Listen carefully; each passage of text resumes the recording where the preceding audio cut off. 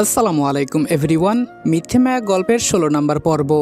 আর ভিডিওটা ইউটিউব থেকে দেখলে অবশ্যই চ্যানেলটা সাবস্ক্রাইব করে দিবা। বেলা ১টা বাজে, আকাশকে বাড়ির কোথাও দেখা যাচ্ছে না। মেঘলা এদিক ওদিক সব জায়গায় খুঁজে দেখলো, কিন্তু আকাশ কোথাও নেই। মেঘলা বলল, কোনো কি বড় ভুল করেছি? আকাশ কি রাগ করে কোথাও চলে গেছে? কিন্তু কি করেছি? দুপুর গড়িয়ে বিকাল হয়ে গেল, তবুও আকাশ নেই। মেঘলা একবার ফোন দিয়েছিল, কিন্তু আকাশ ফোনও ধরেনি। সে বারবার ফোন দেয়নি, কারণ বাড়ির সবাই অনেকবার ফোন দিয়েছে। আকাশ ফোন তোলেনি। বাড়িতে সবাই আকাশকে খুঁজে না পেয়ে অস্থির হয়ে উঠেছে, কারণ এই অনুষ্ঠানের মধ্যমণি আকাশ আর সে এখানে নেই। সারাদিন শেষে সন্ধ্যার দিকে আকাশ বাসায় ফিরল। আসার সাথে সাথে সবাই জিজ্ঞেস করতে লাগলো কোথায় গিয়েছিল, কেন সারাদিন বাসায় ছিল না। তাকে ছাড়া আনন্দটাই মাটি হয়ে গেছে, আরও কত কি। আকাশ বলল, আসলে একটা কাজ পড়ে গেছিল, সরি গাইস। এই তো চলে এসেছি, এবার সব হবে। আকাশ ইরার কাছে গিয়ে বলল, সরি ইরা, কাল তোমাকে দিয়ে এভাবে কাজ করানোটা আমার উচিত হয়নি। বন্ধু বন্ধুর জন্য এইটুকু করতে পারে, তাই না? তুমি রাগ করনি তো? ইরা মেঘলার দিকে তাকিয়ে বলল, আমি তো জানতাম আকাশ তার ইরার সাথে কোনো খারাপ ব্যবহার করতে পারে না। আরে তোমার প্রয়োজনে এইটুকু কেন, আমি সব করতে পারি বেবি। আকাশ বলল, ধন্যবাদ। আসলে আমাকে অনেকেই বুঝতে পারে না, তাই টেনশন করছিলাম। তুমি বুঝতে পেরেছো, তাতেই খুশি। ইরা আকাশের কথায় খুব খুশি হলো। আকাশ বলল, ও আরেকটা কথা, ইরা নাচের সব ব্যবস্থা করো, রাতে কাপল ড্যান্স হবে। ইরা বলল, ইউ আর গ্রেট বেবি, আমি এক্ষুনি সব ব্যবস্থা করছি। আকাশের এই ব্যবহারে মেঘলা অবাক হলো, আর কিছুটা কষ্টও পেল। ভাবতে থাকলো সে নিশ্চয়ই কোনো বড় ভুল করেছে, তাই আকাশ এমন করছে। কিন্তু কি করেছে সেটাই তো বুঝতে পারছে না। আকাশ যখন উপরে যেতে নিল, কিছুটা ফাঁকা পেয়ে মেঘলা গিয়ে আকাশের সামনে দাঁড়ালো। আকাশ বলল, আমি আমার কাজের কৈফিয়ত কাউকে দেই না। মেঘলা বলল, দিতে হবে। কি করছিলেন বলুন? আকাশ বলল, কাজ করছিলাম। কিন্তু কৈফিয়ত চাওয়ার তুই কে? মেঘলা অবাক হয়ে বলল, আমি কেউ নই। আকাশ বলল, না তো, কে হোস তুই আমার? মেঘলার মন খারাপ হয়ে গেল, আর আকাশ সেটা বুঝতেও পারল। কিন্তু তবুও আকাশ বলল, সামনে থেকে সর, আমি রুমে যাব। মেঘলা সরে গিয়ে কাঁদো কাঁদো কণ্ঠে বলল, রাতে ওভাবে ঘুমিয়েছিলাম বলে এমন করছেন? আকাশ হতাশার হাসি দিয়ে চলে গেল। মেঘলা বলল, ঠিক আছে, আমি তো কেউ না, ইরাই সব। থাকুন আপনি আপনার ইরাকে নিয়ে, আর কথা বলবো না, বাজে ছেলে একটা। বিড়বিড় করতে করতে চলে গেল মেঘলা। কিছুক্ষণ পর আকাশ নিচে আসলো, সবাই আনন্দে মত্ত। কিছুক্ষণ পর হলুদের অনুষ্ঠান। আকাশ ইরাকে বলল, সাজতে যাওনি এখনো? ইরা বলল, যাচ্ছি, এই তো যাব। সুমি আপু আসলে সবাই পার্লারে চলে যাব। মেঘলা মনে মনে বলল, দরদ একেবারে উতলে পড়ছে দেখি। আকাশ বলল, গুড। কিছুক্ষণ পর তো অনুষ্ঠান। আচ্ছা যাও। এই মেঘলা শোন, খিদে পেয়েছে, আমাকে কিছু খেতে দে তো। মেঘলা রাগে ফুঁসছে, কিন্তু খাবার চেয়েছে, না দিলে আকাশের মা বকা দিবে। তাই রান্নাঘরে গিয়ে খাবার নিতে নিতে আকাশকে হাজারটা গালি দিল। তারপর একটা বুদ্ধি পেল আকাশকে শাস্তি দেওয়ার, তাই বুদ্ধিমতো তরকারিতে ইচ্ছেমতো মরিচ মিশিয়ে নিয়ে আকাশকে খেতে দিল। আকাশ এক মুঠো খাবার মুখে দিয়ে বুঝতে পারলো এটা খাওয়ার অযোগ্য। মেঘলা ভেবেছিল আকাশ খাওয়া বন্ধ করে তাকে বকা দিবে, তাই আগেই সেখান থেকে চলে গেল। দূর থেকে আকাশকে দেখছে, কিন্তু আকাশ খাবার ছেড়ে ওঠার বদলে মেঘলাকে অবাক করে দিয়ে একটু হেসে খেতে শুরু করলো। নিচের দিকে তাকিয়ে সে একমনে খাচ্ছে। মেঘলা অবাক হয়ে ভাবছে হচ্ছেটা কি। আকাশ খাওয়া শেষ করে এদিক ওদিক না তাকিয়ে ঘরে চলে গেল। মেঘলা বলল, আজব, ঝালটা কি কম হয়েছে নাকি? এত সহজে খেলো কি করে? কিন্তু আমি তো পুরো বয়াম ভর্তি মরিচ দিয়েছিলাম। আকাশ ঘরে গিয়ে ঝালে অস্থির হয়ে গেল, চোখ দিয়ে অঝরে পানি পড়ছে, কিন্তু কাউকে কিছু বলল না, সবটাই সহ্য করে নিল। রাত 9টা বাজে, অনুষ্ঠানের সময় হয়ে এসেছে। বাসার সব মেয়েরা পার্লারে চলে গিয়েছে। বাড়ি একদম শুনশান। আকাশ কুর্তি আর পাঞ্জাবি পরেছে, দেখতে বেশ ভালো লাগছে তাকে। আকাশ চুল ঠিক করতে করতে নিচে নামলো। বাসায় তেমন কেউ নেই, শুধু বড়রা আছে, তাও উপরে। বাকি সবাই কেউ পার্লারে, কেউ বা বাহিরে অনুষ্ঠানের জায়গায়। আকাশও সেখানে যেতে চাইল, কিন্তু হঠাৎ চোখে পড়ল মেঘলা রান্নাঘরের এক কোনায় বসে আছে। আকাশ সেখানে গিয়ে বলল, কি রে মেঘলা, এখানে কি করছিস? সাজতে যাসনি? মেঘলা তাচ্ছিল্যের হাসি দিয়ে বলল, কাজের মেয়ে অনুষ্ঠানে যায়, কখনো এটা শুনেছেন? আকাশ রেগে গিয়ে বলল, কি হয়েছে? মেঘলা উঠে দাঁড়িয়ে বলল, আপনাকে বেশ সুন্দর লাগছে। ইরা আপি এখনই চলে আসবে, আপনি যান, একসাথে নাচবেন, ভালো মানাবে দুইজনকে। আকাশ এবার গিয়ে মেঘলাকে একটা থাপ্পড় মারল।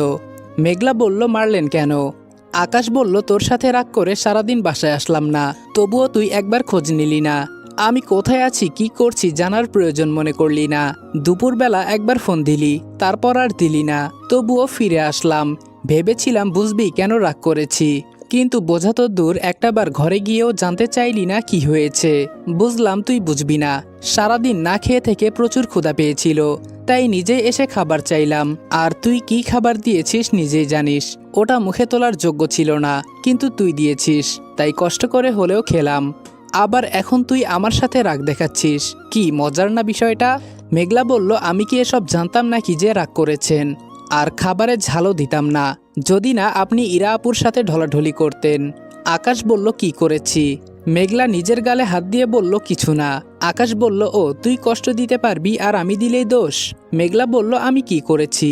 আকাশ বলল, সত্যি কিছু করিসনি? মেঘলা বলল, না করিনি। ঘুমের মধ্যে যদি মেরে থাকি সেটা অন্য ব্যাপার। আকাশ বলল, আমি একবারও তোর ঘুম নিয়ে কিছু বলেছি? মেঘলা বলল, রাতে তো ফেলে দিতে চেয়েছিলেন, ভোর হওয়ার আগে ফেলে চলে গেছেন। আকাশ বলল, তো কি করা উচিত ছিল?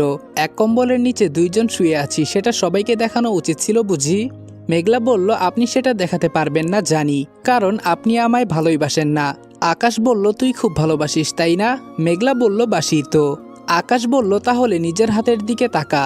মেঘলা হাতের দিকে তাকিয়ে বলল, মেহেদি তো ঠিকই আছে, আমি তো নষ্ট করিনি। তাহলে? আকাশ হতাশ হয়ে বলল, মেঘলা তুই কি আদৌ আকাশের যোগ্য? মেঘলা রেগে গিয়ে বলল, আমি তো যোগ্য না, ইরা যোগ্য। যান তার কাছেই যান, এখানে কেন এসেছেন? আকাশ বলল, রেডি হয়ে নে, আমার আর ভালো লাগছে না। আর তুই না একটু চালাক হওয়ার চেষ্টা কর, যদি পারিস আমাকে একটু বোঝার চেষ্টা করিস। আমাকে না বোঝার জন্য তোকে না কোনোদিন অনেক বড় মাসুল দিতে হয়, আমি সেটাই চিন্তা করি। জানি এখনো বুঝতে পারিস না, তাই বলে বোঝাচ্ছি। তোর হাতে রিংগুলি কোথায় মেঘলা? ব্যাপারটা আমার ভালো লাগেনি। এটা বলেই আকাশ সেখান থেকে চলে গেল। মেঘলা এবার মাথায় হাত দিল। মেঘলা ভাবতে লাগলো যে কিনা আমার মাটির পুতুল 10 বছর ধরে যত্ন করে রেখে দিয়েছে, আর আমি তার দেওয়া ভালোবাসার চিহ্নটুকু কয়েকদিনেই রাখতে পারলাম না, নিজেই ছুঁড়ে ফেলে দিলাম। উল্টো তার সাথেই রাগ দেখালাম, মরিচ খাওয়ালাম। ছি মেঘলা, তোকে একটা কেন 1000টা চর মারা উচিত। আকাশ আমার কলিজা, দাঁড়াও, আমি তোমার আনা সবকিছু দিয়ে সেজে তোমার রাগ ভাঙাবো। রাত 10টায় অনুষ্ঠান শুরু হয়ে গেছে, ইরারা সবাই চলে এসেছে, কিন্তু অনুষ্ঠানের ওখানে মেঘলা গেল না। তাই আকাশ ঘরে এসে মেঘলাকে খুঁজতে লাগলো, কিন্তু সে কোথাও নেই।